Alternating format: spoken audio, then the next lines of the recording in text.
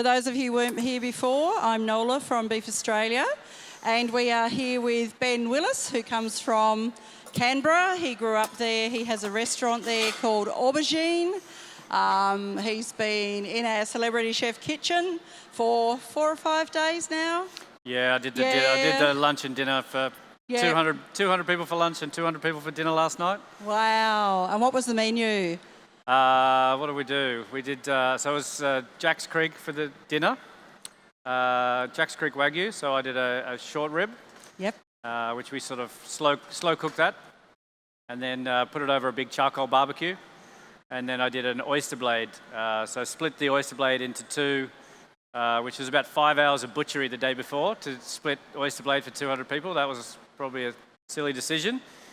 And so, yeah, barbecued that. So they have a beautiful oven over there called a Jospa, which is charcoal down the bottom, super hot, 300 degrees with a rack. You push the rack in, barbecue the steaks, take the rack out and flip it around. So, yeah. Sounds absolutely yum. Guys, there's some tickets available probably for tonight's dinner. If you haven't had a Celebrity Chef meal yet, it's a gastronomic experience. Okay, so I'm going to let Ben get on with it and show you some more of his magic. Thank you. All right. So in deciding what we do today, I'm more about sort of showing people what they can achieve at home in a relatively short period of time. Minimal cooking, kind of maximum freshness, and not necessarily a restaurant meal because no one can really, not no one, but not as many people have the time to do it. So what I've got here today is a celeriac. I know it's already bamboozled a couple of people, so I'll assume that there's a few out there that haven't seen a celeriac. Root vegetable, celery flavour, pretty creamy. Lots of things you can do with it. You can do mash, blend it up as a puree, make a soup out of them, make gratins and mix it with potatoes. And for today, we're going to do it raw. It's also very good raw. A lot of people do tend to think root vegetable, got to cook it. It does soften with just a little bit of salt, some lemon juice. It softens up, becomes very edible. So we're going to make a remoulade. I'll start making that right now. I'm going to do it with some beef tenderloin. So just cut through that. And as you can see, just peeling off. So you see there's a sort of a green layer. Because we're going to go with raw, you can whole bake these. You can put them in a barbecue and roast them with the skins on. The skins are not in any way, as long as you give them a scrub, they're edible. They'll bake up.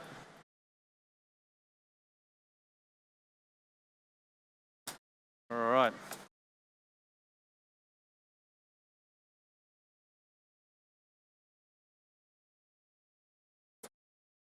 So what I want to do here, because I want to make it nice and thin, I have the knife skills, but many people probably don't, is this contraption here, it's mandolin. This is one of those ones where the apprentices take a couple of fingers off and then they learn how to use it. So some very thin slices of that. I'll then keep stacked up.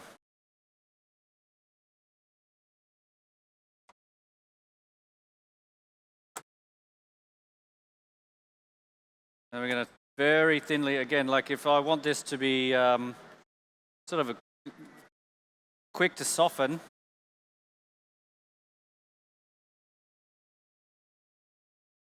and nice and thin, will break down, soften up. You can get a little attachment on these things that does the... I find I can get it a tiny bit finer than that.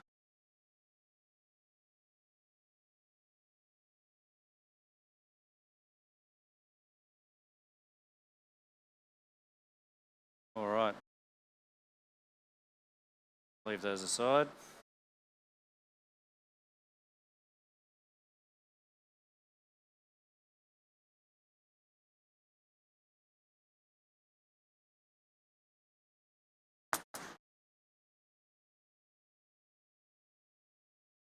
Got that into a bowl.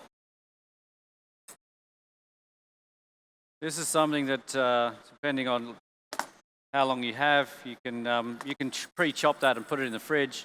Once you add the salt, it starts breaking and softening down the vegetable. So I like it somewhere between soft and crunchy so that there's still a little bit of texture to it. So put a little bit of salt in the bowl and give it a bit of a stir around.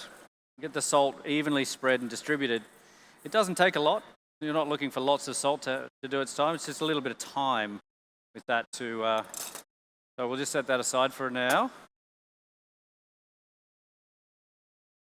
Now, again, we were talking about it before. Sauce that are, or accompaniments that I like, so quite a bit of is salsa verdes and chimichurris and things like that. So herb-based sauces that have lots of acidic components, well balanced. So this has got some mustard, capers, anchovies, olive oil, garlic, parsley and mint. So heavier on the parsley, a little bit less on the mint. Maybe if I was doing lamb, I'm not sure I'm allowed to mention lamb in Beef Week, but you'd probably be a bit heavier on the mint because it does like that. So those sort of things are a consideration.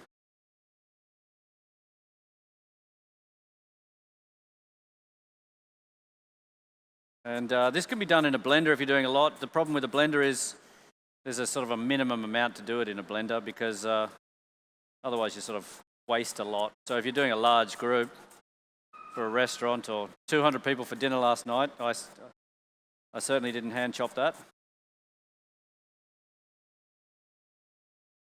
And you can leave that as, I guess, as you can chop it through, you can chop it very small, you can leave it a little bit rough. It's really just addressing whatever you choose on that. So actually I'll mix a couple of the ingredients first. Got some Dijon mustard into the bowl. We've got about 4 anchovies through there. Actually I need to chop those.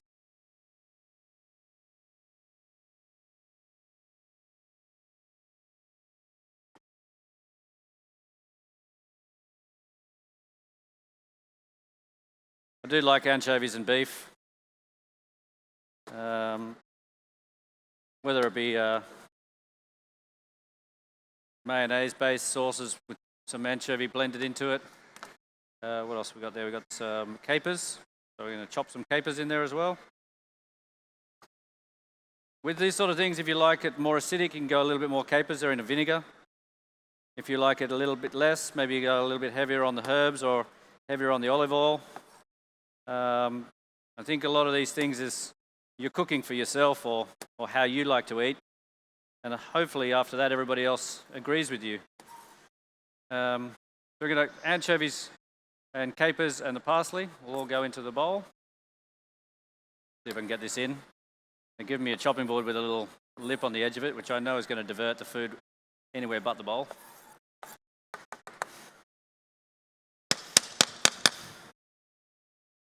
All right, to that we'll add a bit of olive oil. Again, if you want it very oily and you want to sort of spread that more like a dressing, you can go a little bit more. If you want it more like a paste, you go a little bit less. We're going to go for a bit more of a sauce.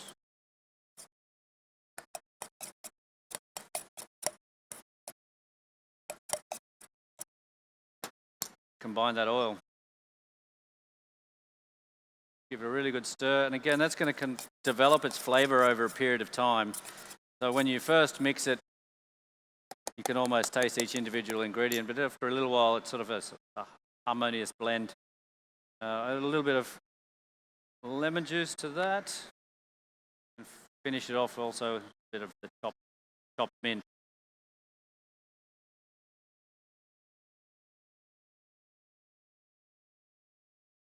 There's so many different types of mint. It's worth tasting the mint before you add it. Just you know, if you do put it in, that you've got the right type of mint, peppermint versus spearmint and things like that. I like a spearmint. A peppermint's not the right flavour for it, and will clash. A little bit of that. Stir that around, and I'll probably just add a touch more olive oil.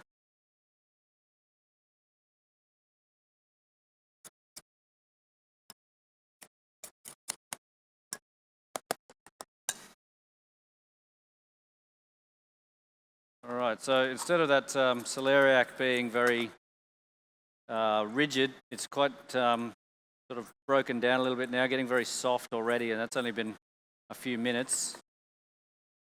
I'll address that in a little bit. We will. So what I'm going to do is also have a lot of time right now in the kitchen here, but this is a beautiful piece of Jacks Creek Wagyu Tenderloin. So whilst we sort of talk about not liking Tenderloin or it not having as much flavour, I feel with the Wagyu fat marbling and the flavour profile of the Jacks Creek Tenderloin here, it will release a little bit of fat in there. It'll be extremely tender. And once you're sort of covering it with other ingredients, you've got your mustards and balancing that out again, then I do think it's sort of got a really good flavour profile for certain dishes. You don't have to think about really how to cook it. You're not going to make this tough. You don't have to worry about gristle. What I was going to do here is some very thin, almost like minute steaks. So it's a sort of a no fuss if you're at home and you don't want to sort of think about temperature, time, all this sort of stuff. You can get it to even the thickness of it out with it. It's not sort of, in no way needs any bashing, but what it does need to be is the same thickness. I'll just tap it out on the back there. So that they're all the same. They can be flattened a little bit or left as they are, but see that one's a bit thicker, so we'll give him a bit of a push down. So we end up with the same cook on all of that.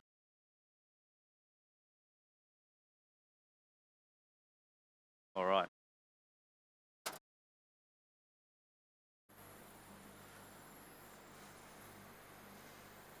A bit of salt and pepper on those. This is where I do think that certain meats, better with more seasoning, less seasoning. The tenderloin does, I think, needs a little bit more.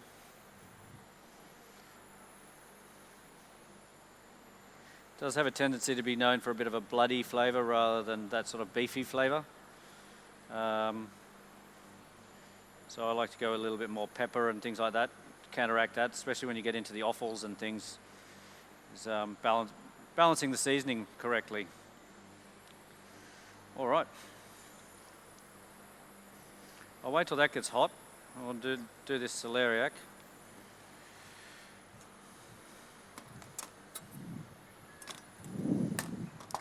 Gonna add a bit of parsley to it.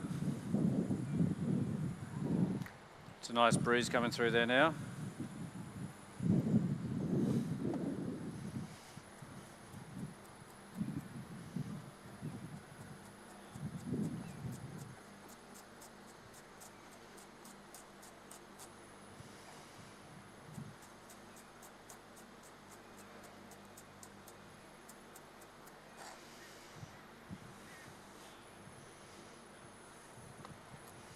Parsley's blowing away.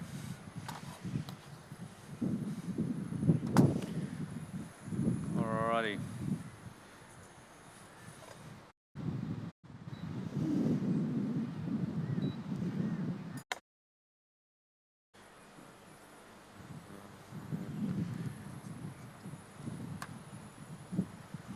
So lemon juice in there, again, that's going to assist in the breaking down of that celeriac.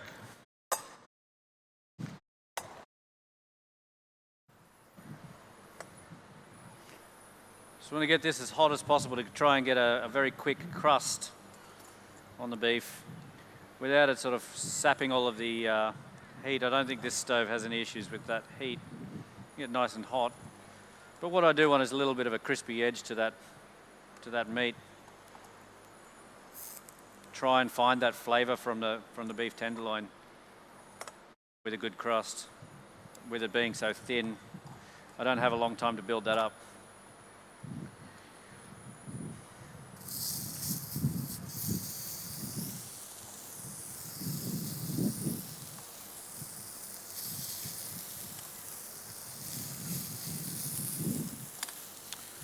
Okay, so we'll go. So we've got the lemon juice, salt, parsley. We've got a little bit of seeded mustard. I like it quite mustardy. And then we've got some mayonnaise, just a little bit there, just to make it a little bit creamier. So this is called Celeriac Remoulade. This is one of those things that somebody said to me the other day, what is a remoulade? And I had to sort of think about it. I've always known it as sort of a mayonnaise mustard dressing, really. So you could do this with another vegetable of sorts. And it's quite a classic old-fashioned chef dish, really. It's a very good one for balancing some things out.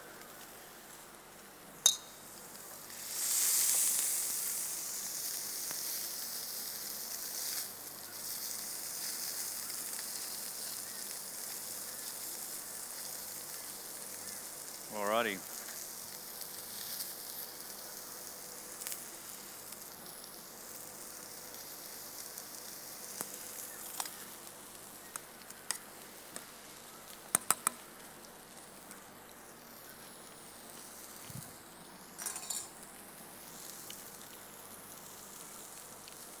Very good.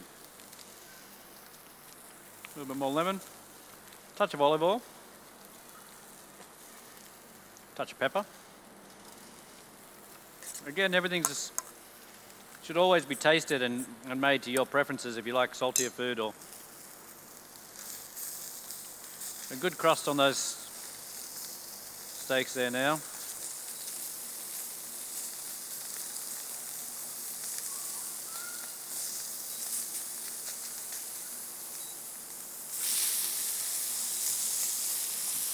These induction stoves normally have a 1 to 10, and this one has a 1 to, or a 0 to 10. It's either on or off. So just moving it off from the stove there just to control that a little bit so we're not...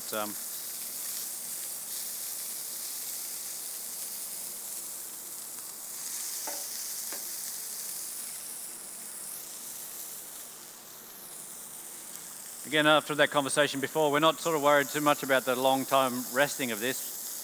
They're thin, and the quicker you cook something, the less you have to worry about that too much, but we do want it to cool down a tiny bit.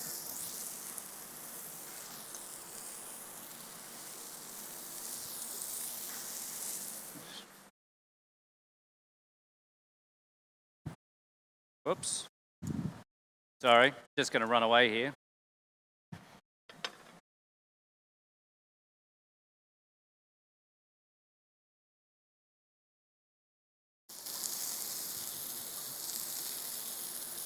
Meat out and rest that.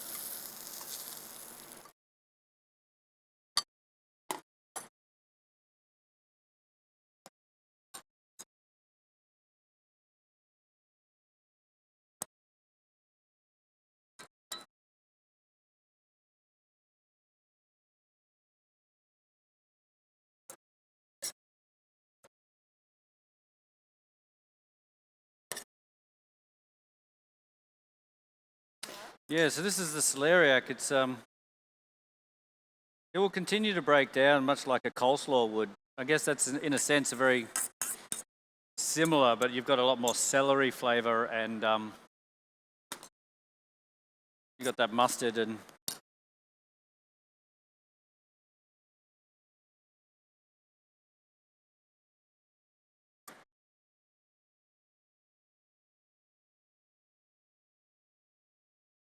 all right.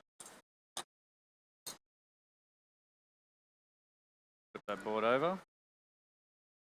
I let these rest too long, they'll probably go through to overcook. That's how.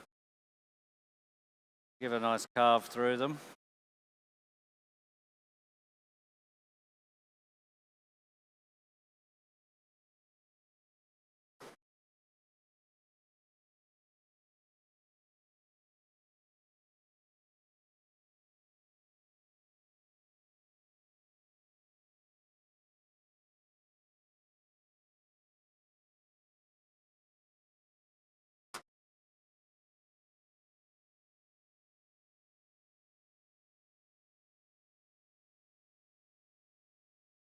A bit of olive oil, salt,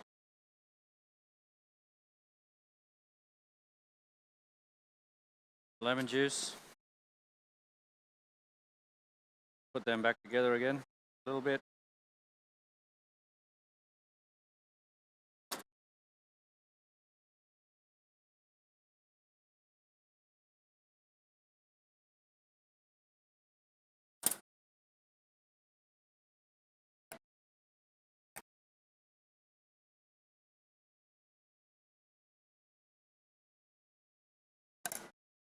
salsa verde a bit underneath.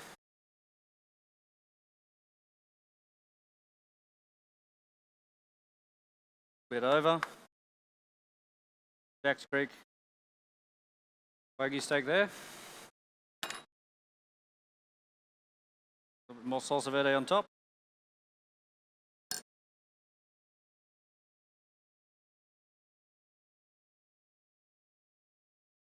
You have a little bit of veal sauce and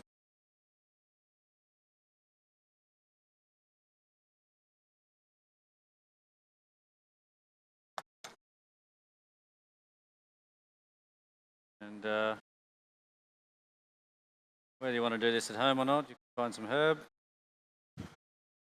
pick it, throw it across the top. So, there it is. Pretty quick demonstration, but that's a quick dinner. You can have that with some vegetables, green salad, very easy to make. There you go. Thank you very much. Great, thank you very, very much, Ben. Thank you for that. And I know celeriac, people have been asking me about it. It's not a really commonly used vegetable in this area. You can buy it at Coles during the winter time. And it has the same flavour as celery. It just doesn't have the crunch well, it does have the crunch, but you can cook it and mash it and use it underneath a steak. What else could you do with it, Ben? I put it in soups and sauces. Like if you're doing a creamed potatoes or something like that in an oven, like a bake, especially if you're doing for a group, I like thinly slicing potatoes, celeriac, and then putting it, laying it between some cream. Some cream. It is yummy like that, isn't it? Baking it in the oven, and you've got the sort of, crispy roasted top. Yep, chuck a bit of parmesan on top just to get a little bit of a browning on it. Celery, I think for a lot of people, it's as a raw vegetable. You're either a love it or hate it person. Yep. Whereas celeriac, I think even people go, oh, I don't like celery, and they eat the celeriac, and they're like, oh, okay, this is a little bit different. It's a little bit milder in the celery flavour, a little bit creamier. I think it's just a beautiful vegetable. Yeah. So. And if you're mashing it, put in lots of butter and a bit of cream, and it just makes it sensational and balances out some of the foods that you're putting on top of it as well. So hands together, thank you very, very much for Ben. This is it for us for today.